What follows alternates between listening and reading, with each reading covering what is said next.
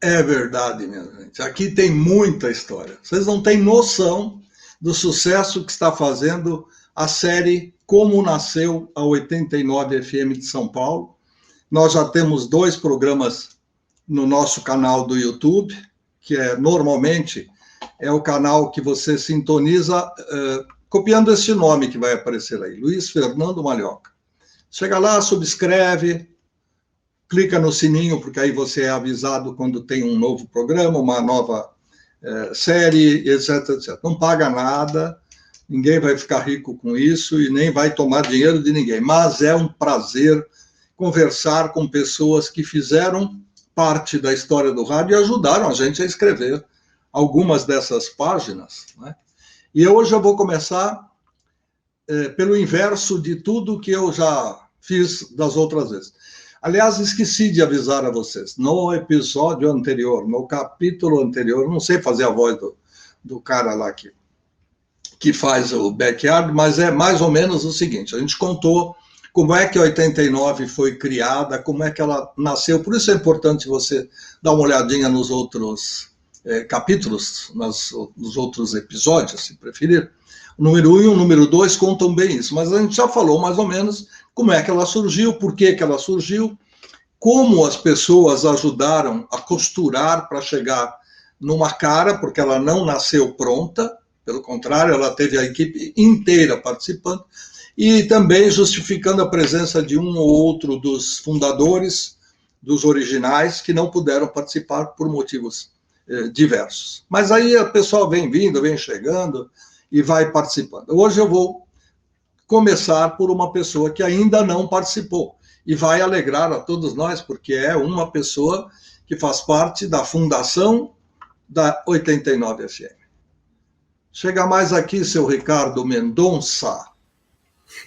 E aí, Luiz, tudo bom? Puxa vida, Ricardinho, eu vou deixar você um pouquinho na tela, até chamar os demais companheiros, para você contar um pouquinho, que eles já contaram, obviamente. Conta como é que você chegou na 89 FM. O que você fazia, você seguiu lá, tinha um anúncio, estamos procurando talentos, alguma coisa. Como é que foi tudo no comecinho? Eu tive muita sorte. Quando eu resolvi fazer faculdade de rádio e TV, o meu sonho era trabalhar em rádio, porque não tinha nenhuma rádio que eu gostava. Daí eu falava, pô, eu vou ter que fazer uma faculdade dessa para trabalhar um dia numa rádio que eu goste. E aí eu estava na faculdade e um professor meu chamado Luiz Fernando Malhoca viu um caderno meu que eu tinha na faculdade e o caderno com um monte de nome de banda de rock. Daí ele falou assim, você não quer fazer um estágio numa rádio nova que eu vou começar? Eu falei, vamos, né? E era 89.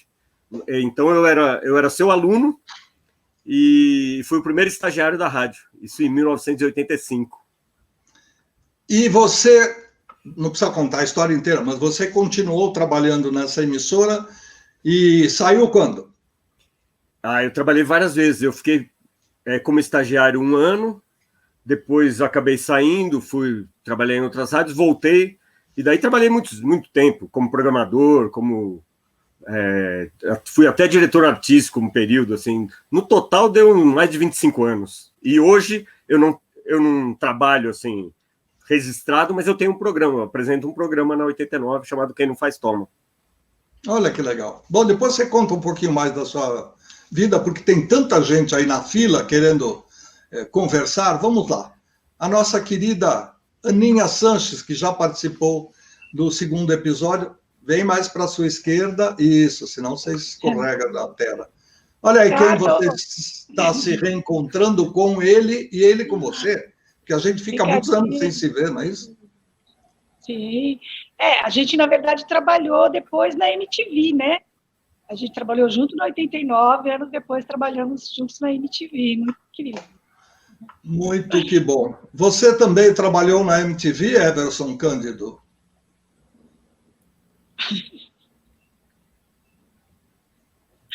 Tudo bem. Microfone desligado não rola, né? Ricardinho! Seja bem-vindo. A Aninha a gente já viu na live anterior, mas ela entrou quase no finalzinho, não consegui nem cumprimentar direito. Ana Sanches, prazer estar com vocês dois. Primeiro time mesmo, hein, Luiz Fernando? Você é danado, hein, cara? A produção é que é boa. Tem uma produção legal. Na fase... Desculpa, Luiz. Fala. O Ricardinho estava na fase experimental da 89, né? Verdade. Eu entrei em novembro, o Ricardinho já estava. Provavelmente ele estava colando, aí eu fui olhar o que ele estava olhando na prova, lá, porque eu não ia fuçar no caderno dele. Aí, de repente, eu vi tudo aquilo, eu falei, opa, esse é um anjo que Deus está mandando para o meu caminho, porque eu estou precisando exatamente de uma lista de bandas de rock para tocar na rádio. Bom, brincadeiras à parte, nós vamos a Lisboa, vamos a Portugal chamar outro que também não trabalhou na MTV. Guilherme Maciel, bem-vindo. Pelo que eu entendi da história, você deu 0 na prova, mas deu um emprego para ele, foi isso? Para o Ricardinho? Talvez tenha sido isso. Eu acho que ele nunca mereceu 0, porque ele sempre foi um bom aluno. E o fato dele querer trabalhar em rádio e ainda ter na cabeça um pensamento tipo assim, poxa, eu vou precisar me formar na faculdade para fazer uma rádio que eu goste. E aí calhou da gente. Calhou. Eu quero saber o seguinte, porque o Ricardinho era roqueiro e era corintiano. Eu quero saber se isso continua como um perfil dele. Corintiano sempre, né? Roqueiro um pouco menos, né? Hoje em dia eu já gosto de tudo, né? Mas continuo gostando muito de rock. Então tá bom, estamos aqui para o 3º episódio. Vamos lá. Vamos convidar a moça que eu sempre chamo em primeiro lugar, porque ela era, antes, a única mulher que participava e tal. A gente sempre fazia as glórias, né? Ladies first, mas hoje eu deixei ela para o fim, porque ela vem trazer o sorriso, a alegria, aquele sotaque carioca muito gostoso para a nossa conversa. Selma Boiron, direto de Niterói, bem-vinda. Oi, gente, boa tarde. E aí, Ricardinho? Quanto tempo, meu camarada? No episódio anterior falamos dele, né? Que os primeiros discos da rádio vieram dele, do Paulão e de todo mundo mais. E aí, muito bom revê-los. Sobre a MTV, vou já me meter aqui no assunto. Eu não trabalhei lá, mas cheguei a gravar um teste. Fui por insistência do Kid Vinil. Não, você tem que ir. Falei, Kid, mas eu não gosto de televisão, eu não sei o que fazer com as mãos quando eu falo. No rádio ninguém está vendo, mas na TV não dá. E nem sou tão novinha, não sou ex-modelo, que nem as VJs lá, não vai dar certo. Não, vai. Eu fui e não passei, então... Porque não era para ser. Bom, eu vou pedir mais um segundinho de atenção e licença. Eu vou colocar 2 fotos que eu prometi, como diria o locutor, da vez passada.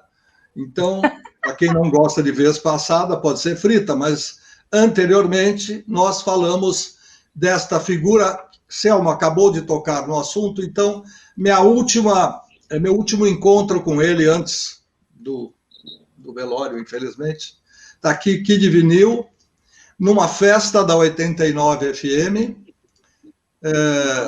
com doces, com salgados. Ganhamos ambos um par de óculos do patrocinador, eu não vou dizer o nome, não por nada, mas não me lembro, e ali batemos um papo e nos fotografamos, etc.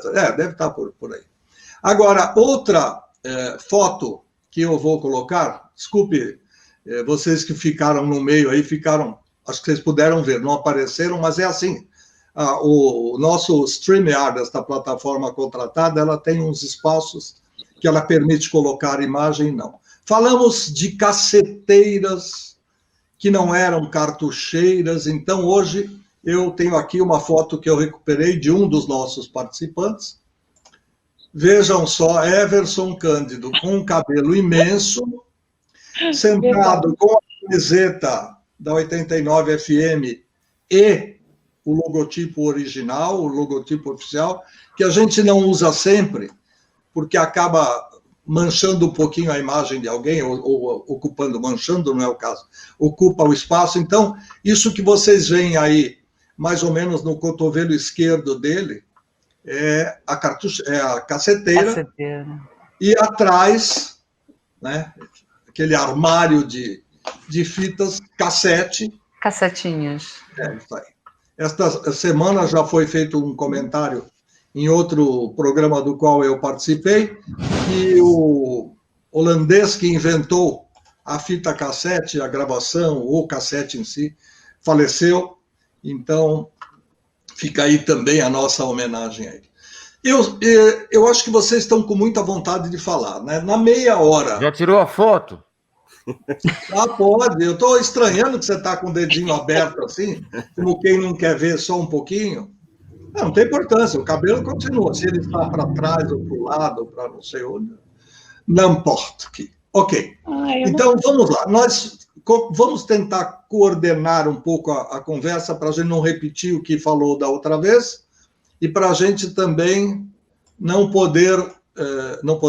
evitar de fazer bobagem, de falar bobagem, etc, etc. Então, para quem ainda não viu os outros 2 programas no canal do YouTube, para quem ainda não se inteirou da história, nós contamos como foi feita, como surgiu a ideia da 89, e aí temos, pela ordem na tela, o Ricardo Mendonça, que foi o primeiro estagiário, e depois virou também coordenador artístico em outras passagens. Aninha Sanches, que foi o esteio da programação musical durante muito tempo, porque ela sabia bastante, gostava de música e ajudava todo mundo.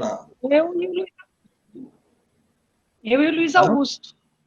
Que eu vi por aqui. O Luiz Augusto não pôde participar, então ela representa a parte da programação. Selma, como demais companheiros, era a voz da rádio, só que a Selma era a voz feminina, e existiam outras vozes masculinas, como a de Guilherme Maciel, que trabalhava nos finais de semana, e de Everson Cândido, que fazia o horário do meio do dia, ou do fim do dia, melhor. O primeiro horário do dia era feito por Marcelo Moraes, que também não pôde participar. Então, mais ou menos a gente já sabe dessa história. Por trás tinha uma produção, só que essa produção era todo mundo e mais um pouco de boa vontade. Os colegas, os companheiros, neste começo, nós estamos falando de... A produção podia pôr a data aí, por favor, de quando é que a 89 nasceu, pelo menos para a gente se situar no tempo, no espaço, já que nós estamos falando de 35 anos. 2 de dezembro... 2 de dezembro de 1985. De 1985, está aí, exatamente a data, confirmando.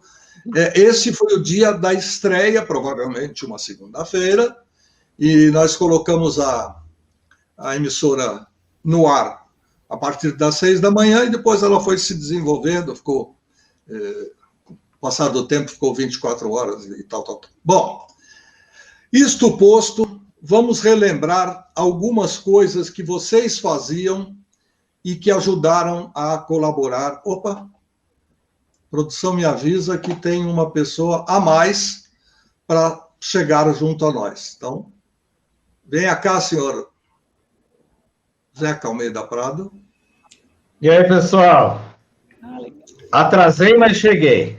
A gente entende que até sair da praia, se tomar banho, tirar o sal, essas coisas demoram um certo tempo, mas tudo bem. A praia está cheia de areia, é um problema essa praia. Bom, aí nós vamos retomando a conversa, e aí eu vou pedir para todo mundo ficar com o microfone desligado. Tem um ruidinho, pode ser até do meu, que está entrando aqui no meu fone, mas vamos lá.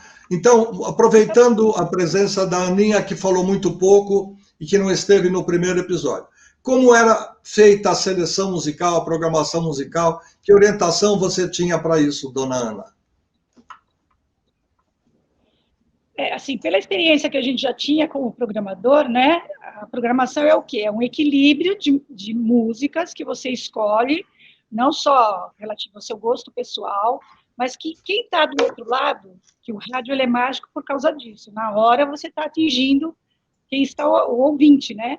Ele vai achar aquilo, ele vai viajar naquelas músicas, ele vai... É uma na sequência da outra mais legal que a outra, e ele vai ficar ligado, ele não vai desligar. Isso é o objetivo do programador. Manter o ouvinte, né, assim, musicalmente envolvido com a rádio. Então, a gente sabia do equilíbrio, de você ter... A gente tem umas siglas, né, que era o flashback, que é aquela música bem antiga, sei lá, de 10, 15, 20 anos. Tem o midback, que seria... A gente acho que nem usava esses termos, mas assim, só para entender. Era algo de 2, 3 anos atrás. e as músicas novas. Então, a gente procurava manter um equilíbrio para que a pessoa ouvisse uma antiga do YouTube e uma nova do The Cure e uma mais antiga, sei lá, do Barão Vermelho, e que tudo assim meio que combinasse, que fosse de uma para outra música com sutileza ou com impacto, sabe, assim, mas que causasse esse envolvimento com o ouvinte, né? É esse o objetivo de uma programação bem cuidada, né? Só que hoje em dia, né, Ricardinho, hoje em dia as pessoas é tudo computador, né? Você põe no computador, você coloca a música no computador, o computador até te ajuda buscando o que é flashback. A gente não, a gente era naquela Olivetti roxinha, tec-tec, fazendo a programação 1 a 1. Então, assim, era LP, né? A gente trazia de casa, não era CD, não, que cabe numa sacolinha, era LP mesmo, para escolher, para separar, para mandar lá para o estúdio. Qual o nome do rapaz do estúdio lá, que eu não lembro o nome dele? Copiava as músicas para cassete, e aí a gente tinha uma relação de músicas, né? Dizendo o que era, e a gente ia vendo, para que também não repetisse nos mesmos horários, para que não repetisse muito. E um detalhe que eu acho que a gente não falou é que a gente, assim, não tocava só a música de trabalho. Tudo bem, o divulgador da gravadora, ele vinha com um disco, com uma de trabalho. Mas assim que saísse o LP daquela banda, a gente sempre buscava tocar mais. Então, assim, era uma rádio que trabalhava a obra do artista. O artista entra no estúdio, é um trabalho, é um custo, e aí toca o quê? 1, 2 músicas, e a pessoa que não tinha o acesso que hoje a gente tem na internet, né, e uma obra completa, só conhecia aquela que tocava no rádio, que era mainstream, porque acabava tocando também nas outras rádios, e não conhecia o que é realmente o LP todo, né? O trabalho todo daquele artista. A Aninha lembrou muito bem, nós não tínhamos nenhuma obrigação, até porque não tinha o jabá. Aliás, nas rádios em que eu trabalhei, eu continuo desafiando. Toda vez que eu converso sobre esse assunto, eu continuo desafiando amigos e inimigos a dizer quem é que pagou 1 centavo para que a rádio A, B ou C, ou até a Z, em que eu trabalhei, recebesse dinheiro para tocar. A gente tocava ou não as músicas que eram de trabalho ou não, e com isso a gente conseguiu fazer um trabalho legal e com certo sucesso. Agora, a 89, como eu já falei no primeiro episódio, ela era a anti-rádio. Ela não fazia nada do que a rádio convencional fazia. Então, não era para tocar só 3 minutos numa edição feita pelo operador. Não, podia tocar 26 e 32. Podia ser do Emerson, Lake and Palmer, podia ser do Ricky Wakeman. Aproveitando também, eu quando estava nesta época, lembrei-me que, enquanto jovem, e vocês vão entender daqui a pouco por causa disso, eu tive uma banda de rock. Obviamente, eu não tocava nada a não ser disco e fita, então eu fui cognominado pelos meus primos e 2 amigos do bairro de empregário, com G, não é com S, empregário. Mistura de empregado com empresário. Então eu arrumava shows para eles e tal. Nos ensaios, que eram feitos no porão da minha casa, e eu, para não passar muita vergonha, dizia que eu tinha um salão de música, salão de festas, eram feitas as reuniões ali. Eu fazia backing vocals. Desde que a EMI lançou o primeiro disco dos Beatles, que tinha as letras todas dentro do plástico, a EMI começou a fazer um trabalho para manter a capa intacta e tal, e aí eu passei a cantar tudo, porque eu sabia, pelo menos, ler um pouco de inglês, né? Não tinha pique, não tinha voz, não tinha nada, mas para fazer lá e tal. E aí, daqui a pouco, eu vou dizer para você, quando chegar no intervalo da meia hora, eu vou fazer um intervalo comercial tradicional, porque aqui a gente não divide a hora em triângulo e nem em 43, 23 e 03. Mas isso aí é para daqui a pouco. Ricardo Mendonça, Xavier de Mendonça, se eu bem me lembro, na lista de chamada. O que fazia um estagiário numa rádio recém-nascida como 89 FM? Eu tive muita sorte, porque eu tive professores ótimos, né? A área que eu sempre gostei, assim, foi essa área musical, e tive os dois melhores professores, que é a Aninha e o Luiz Augusto, né? Me ensinaram tudo, fui programador musical por muitos anos, por causa deles dois. Eles me ensinaram tudo, porque o primeiro dia que eu fui fazer programação, a hora que saiu a programação, eram as coisas que eu gostava. Daí eles falavam, não é bem assim, né? Tem mais gente no mundo, não é só você. E aí eu aprendi que a rádio era para ser feita pelos outros, né? Mas a 89 me proporcionou coisas fantásticas, né? Esse negócio da rádio não ter uma música de trabalho, isso era fantástico. Aquele primeiro disco do Traje a Rigor, a gente tocou todas as músicas do disco, todas. As 10 músicas do disco tocaram no 89. E a gente, esse negócio de não tocar só banda grande, as bandas começaram a levar. A banda tocava na garagem e ia lá com a fitinha e levava. Eu lembro que o Violeta de Outono mostrou a música pro Everson. Os caras saíram quando eles estavam no carro e estavam ouvindo a música no ar. Era uma coisa muito maluca, assim, que eu nunca imaginei que eu ia ver, assim, e participar disso, né? Eu queria até a ajuda do Everson para lembrar uma coisa que aconteceu. A gente falou de tecnologia, caceteira, cartucheira, e a gente tocava muita coisa em vinil mesmo, né? Que não dava tempo de passar para os cartuchos, tocava no vinil ao vivo. E tinha alguns discos da Baratos e Afins que eram em 45 RPM. E a gente colocou um disco, é isso que eu queria do Everson, ele deve lembrar a banda, eu não lembro. Eu lembro que era uma coletânea chamada Não São Paulo. A gente tocou uma banda, a banda era tão estranha, e a gente tocou a música, e, pô, música estranha, né? Mas é boa, né? Depois a gente foi descobrir, a gente tinha tocado ela na rotação errada, de tão maluca que era a banda. Era... Cara, como é que era o nome da banda? Eu me lembro exatamente. Eu tô lembrando a música, mas eu não lembro o nome. Eu vou lembrar. Ele me ajudem aí, Aninha, Selma. É aquela banda que era do cara que era dos Titãs, aí ele saiu, ele era o 8º membro, e aí ele fez a banda... Cabine C. Cabine C. Era uma música do Cabine C, que era tão estranho, que era isso mesmo. Isso. O vinil de 12 polegadas era em 45 rotações, a gente costumava tocar em 33. E a gente achou legal, né? Falou, tá bem dark. Ciro Pessoa. Ciro Pessoa, boa, Gui. Exatamente.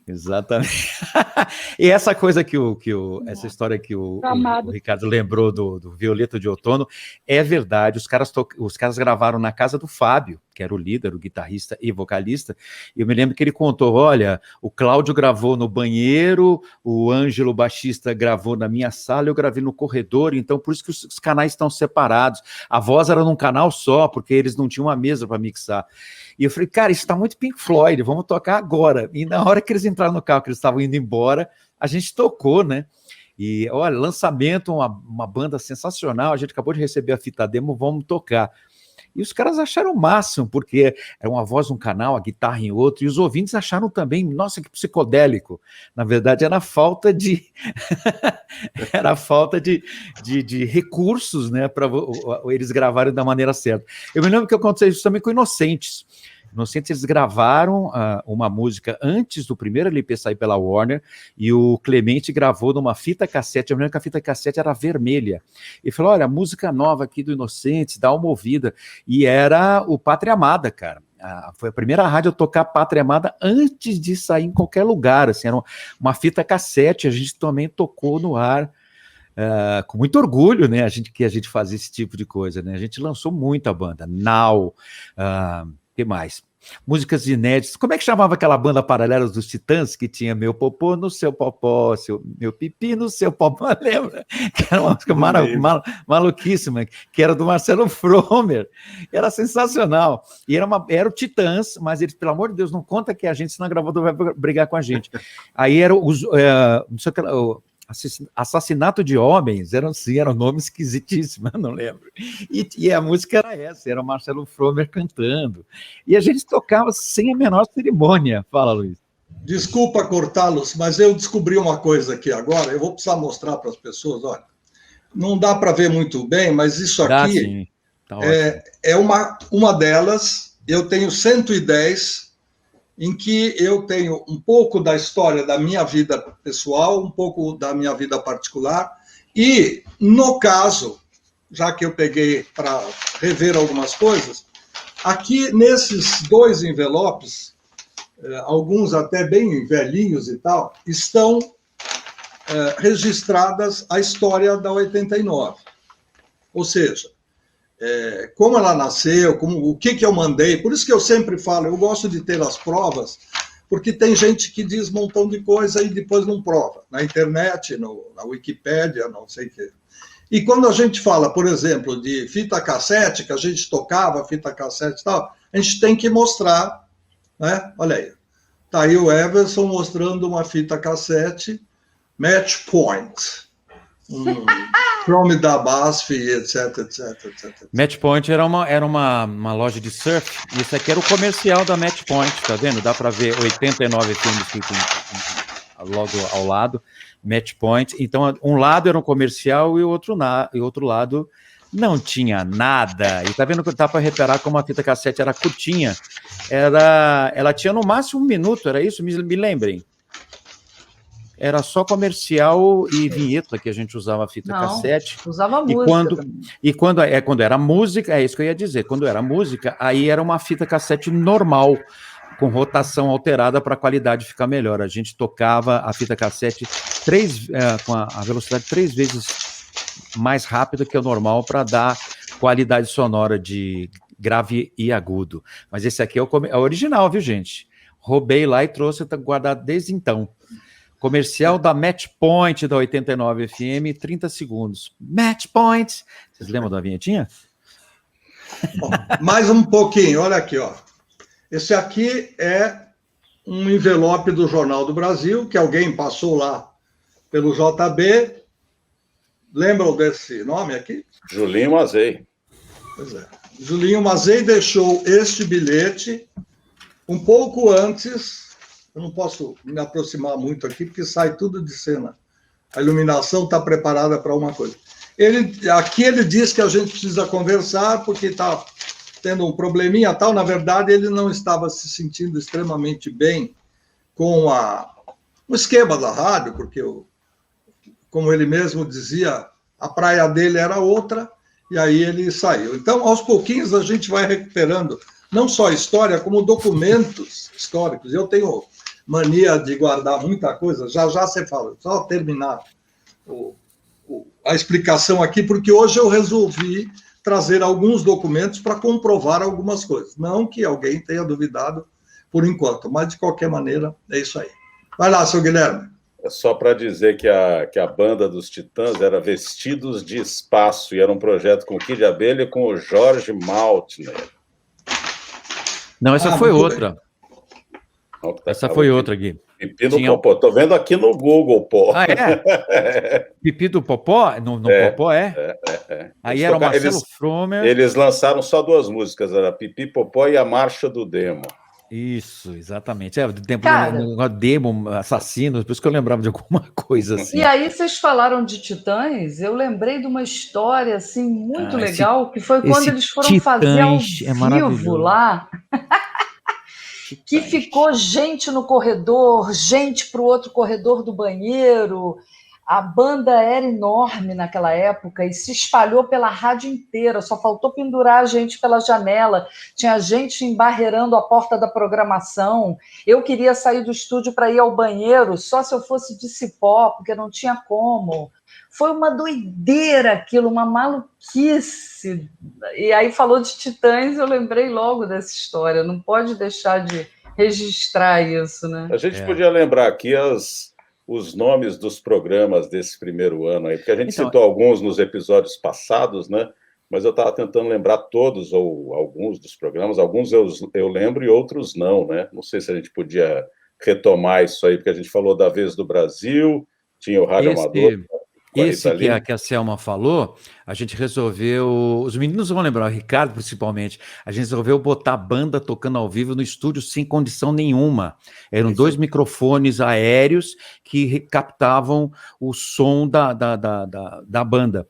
E a gente fez o primeiro programa desse, foi com Violeta de Outono. Eles tocaram ao vivo durante 1 hora no estúdio de produção, aquele estúdio ficava ao lado. O segundo programa foi o Gueto. E uma das músicas do Gueto, na época que a gente tocava, era Ensaio Geral. Aí a gente teve a ideia de botar o nome do programa, no segundo programa, o programa acabou ganhando o nome de Ensaio Geral. E aí, ousadamente, a gente entrou em contato com a gravadora do Barão Vermelho e convidou eles para fazerem isso, e eles toparam. Naquela semana eles iam estar em São Paulo fazendo o Projeto SP, e eles levaram todo o equipamento de palco para dentro da 89. Eu acho que é isso que a Selma está lembrando. A gente não conseguia passar de um lado para o outro. Foi Barão e Titãs também aconteceu isso. Eu me lembro que o Frejá tocou no corredor, o Guto Goff estava no estúdio, onde seria a banda toda, aí o percussionista, o Peninha, estava na mesa de som junto com o Carlinhos. Foi uma confusão danada. Aí teve Ira, teve Titãs, teve Nau, tudo ao vivo na tora. A gente botava no ar ao vivo e gravava em fita de rolo para reproduzir depois uma coisa ou outra. E um monte de cabo pelo chão. E o seu Enio? Nossa, um caos. E dava certo. Vocês lembram do seu Enio, que era do financeiro? Tadinho, ele ficava. Eu lembro do seu Enio alucinado nesse dia, pulando os equipamentos no corredor, que a Selma, eu lembrei bem também que a Selma contou dessa história aí. Eu lembro do seu Enio enlouquecido, puto da vida, por causa da bagunça que estava na Foi o seu Enio que no show do Barão Vermelho tropeçou numa tomada e desligou tudo, a gente teve que ir pro comercial, não foi? Foi. Não lembro disso. Acho que deve ter sido. Desligou tudo. Pense, dance, people. Vamos pro comercial. Aí teve um problema técnico, já voltamos. O problema técnico não existe, mas o intervalo não comercial existe. Aumente o volume do rádio e pra ouvir o rock 89, pirataria no rádio. Eu quero rock, incendiando meu rádio. 89.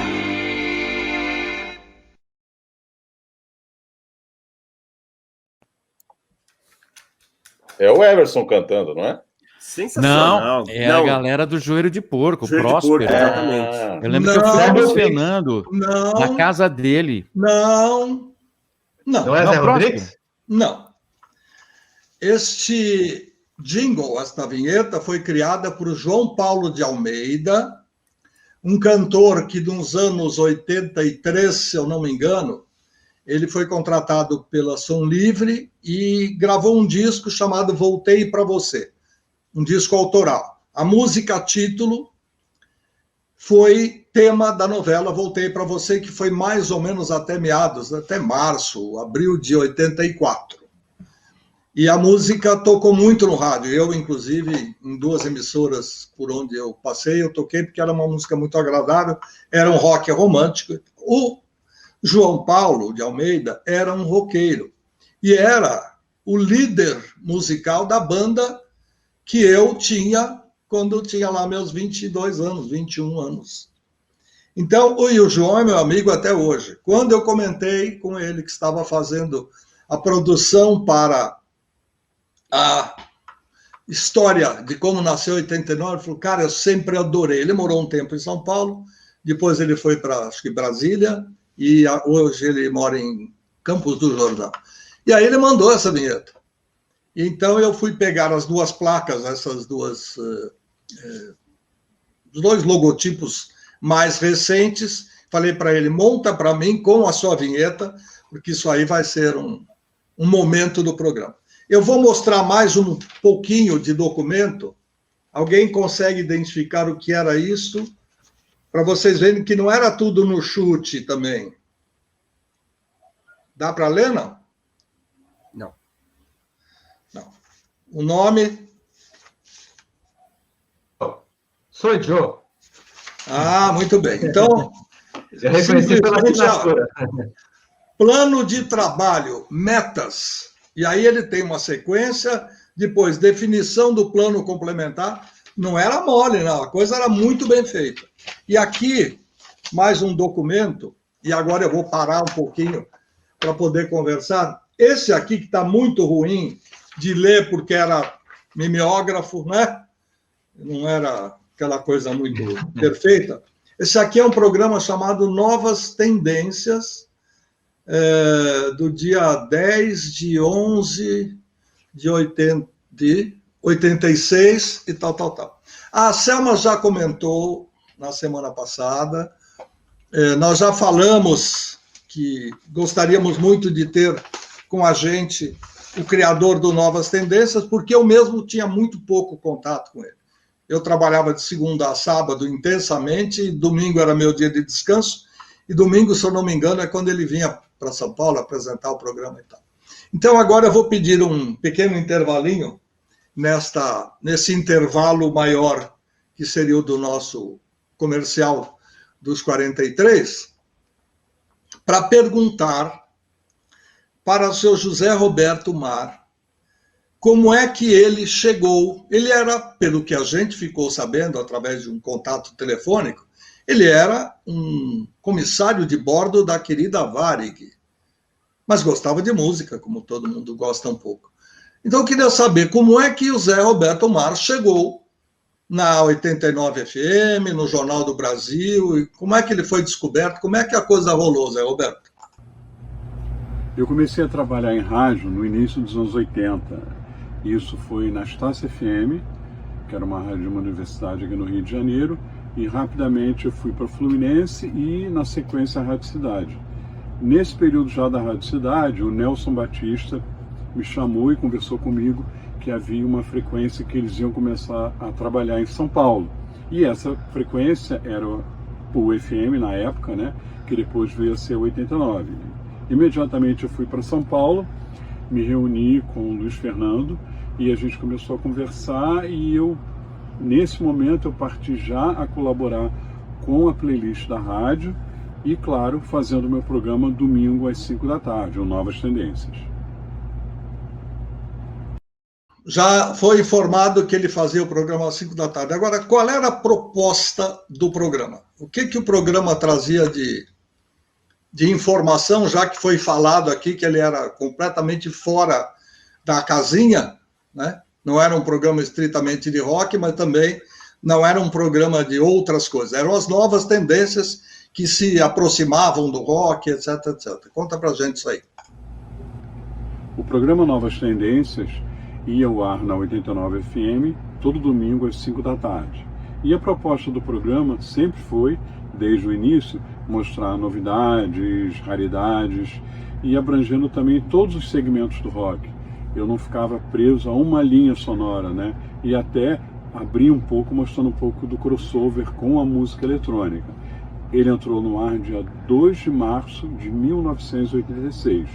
No ano seguinte, o programa ele cresceu tanto, ele ficou com uma abrangência incrível em São Paulo, a audiência era muito boa, e aí eles me convidaram, o pessoal da Rádio Cidade me convidou para fazer o programa lá, e aí eu também entendi que naquele momento era mais interessante eu desenvolver um programa para o 89, único exclusivamente de rock.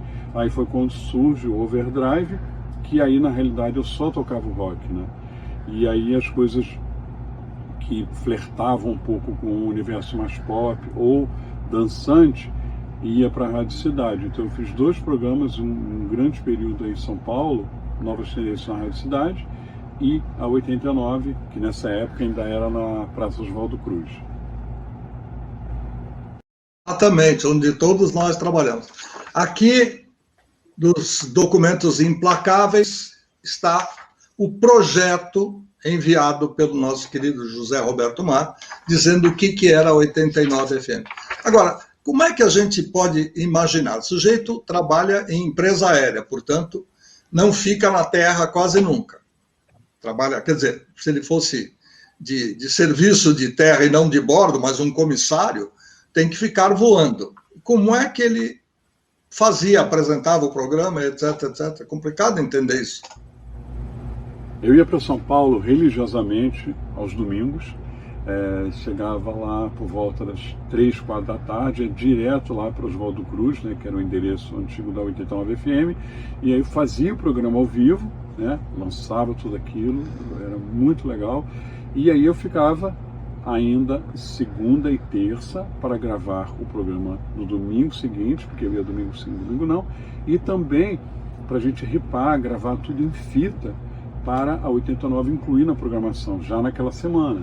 Era New Order, Pixies, Breeders, depois Nirvana, era uma avalanche de coisas boas, e foi uma década onde a gente teve muito música boa, criativa, de diferentes estilos musicais, de diferentes segmentos, digamos assim, do rock, né? Então, essa fase ali de 86 a 95, na 89, foi muito gratificante. Ok, obrigado ao Zé Roberto Marques pela participação especial. E agora eu encontro aqui uma resposta para Guilherme Maciel. Cada coisa que aparece aqui, olha, não tranca que lá vem alavanca. Isso aqui é projeto de rádio. Rádio Alquimia. Veja quanta coisa tem nessa conversa nossa aqui. Agora fiquem à vontade, já que a parte principal das gravações já terminou, e nós estamos aqui a 15 minutos do final desta terceira série, ou melhor, do terceiro episódio desta série, e vamos ter um quarto, sem dúvida nenhuma, que ainda tem história, e temos que pesquisar mais coisas. Gente, eu me lembro da chamada do Novas Tendências. O Zé Roberto mandou a chamada pronta do Rio de Janeiro, e ele alterou a voz dele para baixo, meio tom abaixo. Aí ele falava: Novas Tendências, domingo 5 da tarde. Vocês lembram disso? Era um vozeirão. A voz dele já era gigante. Aí ele abaixava o tom, né? Ficava um monstrengo. E a gente falava Novas Tendências. Quando ele chegava, que ele ia na rádio às vezes para gravar, conversar com a gente, ele falava: e aí, José Roberto Marques, dos Novas Tendências. Eu me lembro de falar bem grosso assim com ele. Fala, Céu. Tenho 2 comentários sobre o Zé Roberto. Primeiro é que, durante um bom tempo, Novas Tendências era apresentado no Rio e em São Paulo. E tá tudo dominado, porque era eu em São Paulo e a minha irmã no Rio. As duas fazendo dupla com o Zé Roberto. Isso rendeu até uma matéria, na época, numa revista de skate, que, enfim, tinha lá os patrocínios no Novas Tendências. Chamaram Sônia a São Paulo e nós fotografamos ali na recepção da 89, era muito legal. E outra é uma fofoca, me desculpa, Rita, mas eu preciso contar. Uma vez a Rita Lee estava lá gravando o Rádio Amador, de tarde na rádio, e o Zé Roberto chegou, antes de viajar, já estava fardado, foi levar alguma coisa que ele tinha esquecido, foi bem rápido. Aí vira-se a Rita para mim e fala assim: meu Deus, o que é isso?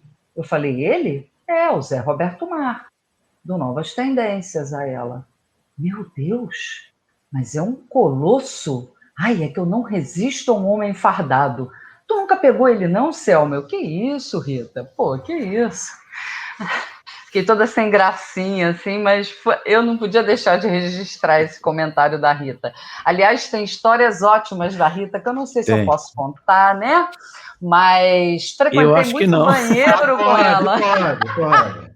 A Rita tinha uma mania, a galera toda vai lembrar, eu vou passar a bola para a Selma, que ela adorava isso. A Rita tinha uma mania de assumir personagens. No programa, inclusive, mas no dia a dia, na vida normal, ela tinha alguns personagens. Quando ela não se sentia confortável com alguma situação, ela tinha uma menininha, que era a Gungum, ela tinha uma senhora super conservadora, ela tinha um cara que cantava todo mundo, eu não lembro o nome, era o Aníbal. A senhora a conservadora, eu não lembro o nome, e ela brincava com a gente, ela falava, levava a sério isso, e ela chegava na rádio como Gungun, daqui a pouco ela era o Aníbal, e eu lembro do Aníbal cantando a minha mulher, a Valéria estava na gravação do Rádio Amador, ela falou: quem que é esse cara, quem que é essa mina aí, essa loira de olhos azuis, verdes, nossa, que gato, olha que bunda linda, a sua esposa, desculpa aí, ó, não quis ser invasivo, não sei o quê, e ela fazia aquela voz de malandra, daqui a pouco ela virava uma bebê, era Gungun, Gungum. E a Gungum adorava a Selma. A Cessé. Me pega no colo, a Selma. Então, e teve até um programa da Rita, que foi de Páscoa, que nós encerramos o programa, Gungum e Cessé, num dueto. Coelhinho, se eu fosse como tu, tirava a mão do bolso e botava a mão no coelhinho. Foi lindo! Minha mãe ouvindo o programa. Maravilhoso. Cadê cara depois, né? Aí tinha o Dica Duca, o Luiz Fernando estava falando de nome de programas, era um nome mais maluco que o outro. Tinha o Dica Duca, que era agenda cultural, né? E a abertura era eu, com rotação alterada, falando Dica Duca, Dica Duca, Dica Duca, Dica Duca, Dica Duca. Aí entrava o locutor falando, nessa sexta-feira estreia o filme e tal, nas telonas, tal. Genial. A gente precisa citar um programa que foi também um campeão de audiência nos domingos, que era o Comando Metal, não é? Comando Metal. Como é que chamava o cara que Valcir Chamas, da Woodstock. Dono da loja, Woodstock. Que rola até hoje. Era curioso, porque na programação não tocava muito metal mesmo, né? Não era uma coisa muito pesada, mas aí eles concentravam no domingo, mas aquilo era uma loucura, né? Fala, Ricardinho. Não, só falar de um pouco, a gente estava falando um pouco de tecnologia, as pessoas hoje não têm noção da importância do Zé Roberto Mar nesse sentido de tecnologia, porque hoje você quer uma música, o cara lançou uma música da Índia, você vai na internet, pegou a música da Índia, tá tudo certo. Na época não tinha nem internet. Se não fosse o Zé Roberto Mar viajando para a Europa, para os Estados Unidos, trazendo as novidades, a gente ia demorar 6 meses para receber as músicas que a gente recebia para tocar na rádio. Era um cara que se interessava, comprava revistas, o que ele não conseguia ler, ele passava, pedia para a gente ler e traduzir os textos, era uma doideira. Ele alimentava o jornalismo com as revistas. A gente comprava, a gente tinha o dinheiro para comprar, que a gente ia lá na Praça Vila Boim comprar, e também tinha as revistas do Zé Roberto Mar que trazia. O New Music. Vou te falar, desculpa, ele fez mais ou menos o mesmo caminho que o Big Boy, né? O Big Boy era mala de rádio, parava na porta da rádio, porque tinha os discos que ele comprava importados e queria tocar e tal. E depois o Zé Roberto fez o mesmo caminho. Era um cara que era fã, começou a colecionar, começou a malear a rádio e tal, até que virou radialista. Aninha. Eu não sei se vocês lembram que outras rádios pediam os discos para a gente porque queriam tocar. Obviamente não tocavam da forma que a gente fazia, mas tipo assim, a Jovem Pan, porque a gente tinha o último do The Cure. E eles queriam tocar porque era mainstream, sei lá, o pessoal já estava pedindo. O pessoal pedia porque eu via na rádio também, né? Sei lá, Luiz Fernando, 6 meses depois todo mundo já estava falando da rádio. Foi uma coisa muito boca a boca, muita coisa de paixão, tivemos apoio publicitário, claro, mas... Olha, se vocês eu lembro, se assim, lembram... né? Não sei se a minha memória me trai. Se vocês se lembram, a Rádio 89 FM, quando nasceu, não teve divulgação, a não ser no Jornal do Brasil. Apareceu uma pequena matéria, que eu tenho também guardada aqui, nenhuma emissora, claro, ninguém sabia, ninguém fez um trabalho de divulgação para poder dizer, olha, nós vamos trabalhar este teaser e tal. A única coisa que a gente fez, como já foi dito em episódio anterior, foi o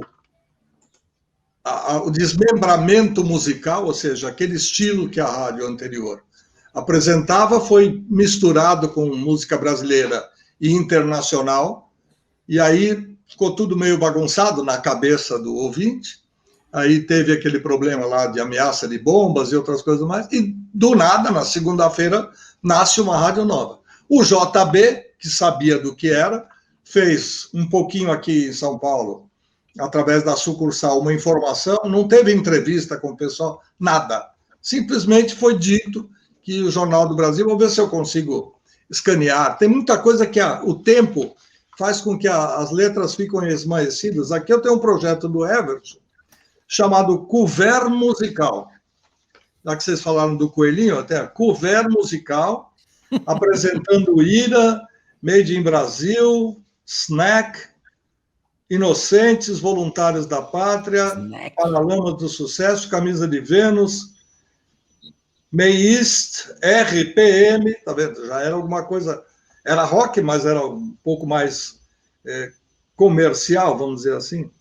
E outros nomes aqui, INSS, não, NES, e outras coisas parecidas, Akira S, Muzak, Titãs. Gente, tem muita coisa aqui para a gente ainda conversar. Então, a gente já vai avisar as pessoas, um minutinho só, a gente vai avisar as pessoas que na próxima semana teremos o quarto, quiçá o último episódio, contando a história, porque vem muita coisa por aí, porque a memória vai sendo revolucionada. Fala, Emerson. Não, eu estava lembrando, Akira S e as Garotas que Erraram era o nome completo da banda. Contar uma história rapidinha que eu tenho um maior orgulho disso aí.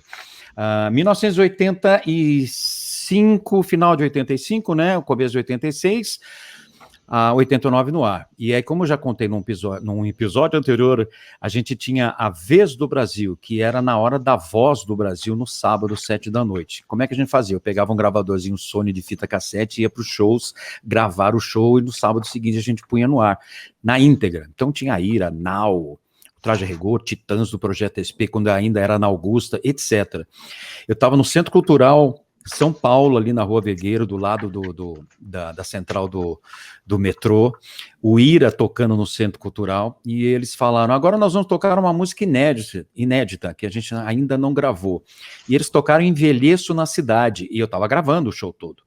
Aí eu cheguei na segunda-feira, o show foi no sábado, eu cheguei na segunda-feira, reuni a galera, tava o Luiz Augusto, tava a Aninha, falei, olha, o Ira tocou uma música inédita no show sábado no Centro Cultural. Vamos tocar, porque assim, só a gente tem, não tem registro dela em lugar nenhum, e eu tenho com a filha, vamos ouvir. Aí a gente ouviu, a Aninha falou, bicho, a música é muito boa, vamos tocar. E a gente editou, cortou o pedaço certinho ali, inclusive depois a gente ficou sabendo pelo Nazi que ele errou a letra, então a gente tocava uma música, era mais exclusiva ainda, e a gente começou a tocar Envelheço na Cidade, e a galera, os ouvintes, ligavam pedindo, eu quero ouvir a música inédita do Ira, e a música bombou, a gente tinha que tocar toda hora, porque a tal da música Envelheço na Cidade do Ira estava fazendo muito sucesso, e aí entra essa parte que a Aninha falou, as outras rádios começaram a entrar em contato com a gente pedindo a gravação da música, porque eles estavam pedindo nas outras rádios.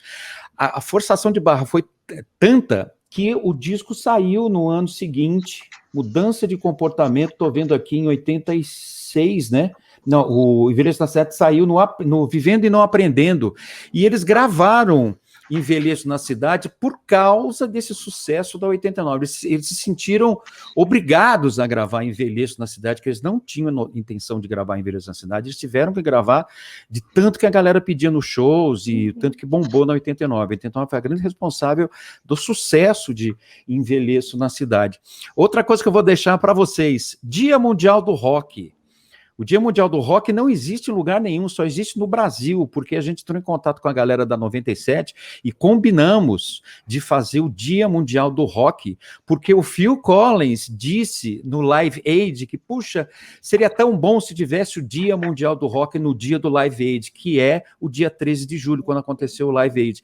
E a gente, no ano seguinte, resolveu fazer, em comunhão com a 97, que eram as duas rádios de rock, o Dia Internacional do Rock, para comemorar o Dia Internacional do Rock. Não existia, a gente inventou isso como uma peça promocional, e a gente saía distribuindo CD e cartaz, e fazia Agente 89, que é aquele pedágio que a gente fazia, junto com o pessoal da 97, a gente se uniu para comemorar o Dia Internacional do Rock, que é comemorado até hoje por todas as rádios do Brasil, até hoje, estamos em 2021, e só no Brasil. Ninguém sabe que o dia 13 de julho é o Dia Internacional do Rock, só brasileiro, porque a 89 inventou isso. Eu me lembro que a gente se reuniu e falou, poxa, o Phil Collins falou, você viu que ele falou, pô, que bom se tivesse o Dia Internacional do Rock. Aí alguém disse, eu não lembro quem, falou, vamos fazer o Dia Internacional do Rock, vamos comemorar, vamos aproveitar essa deixa e fazer isso com uma ação promocional da rádio. E foi o que a gente fez. E até hoje existe o tal do Dia Internacional do Rock, porque era uma ação promocional da 89. Esse é o famigerado questionário já citado em outras apresentações nossas, para dizer o que era, o que não era. Eu não vou fazer teste com ninguém aqui para ninguém passar vergonha. Olha, nós temos 2 minutos e meio, não vai dar tempo para todo mundo se despedir, até porque vocês vão voltar em seguida, mas o Zeca pediu a palavra, será o último a falar agora. Por favor. Não, é algo muito rápido. Eu lembro da promoção nesses tempos, a gente não tinha viatura na rádio, né? Então, as promoções aconteciam muitas vezes com o carro emprestado pela mãe da Miriam. Eu não sei se vocês lembram isso.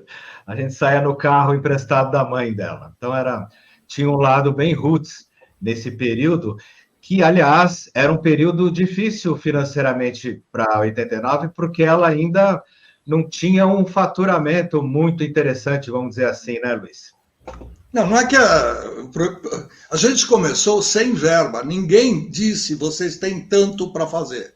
A única coisa que a gente conseguiu, ao substituir algumas peças, vamos dizer assim, na produção, na locução, ainda fosse na operação, nas gravações e tal, a gente conseguiu manter valores, até não me lembro exatamente, mas eu tenho aqui...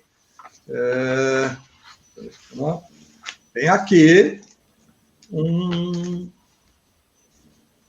isso aqui é uma RH, cópia do RH.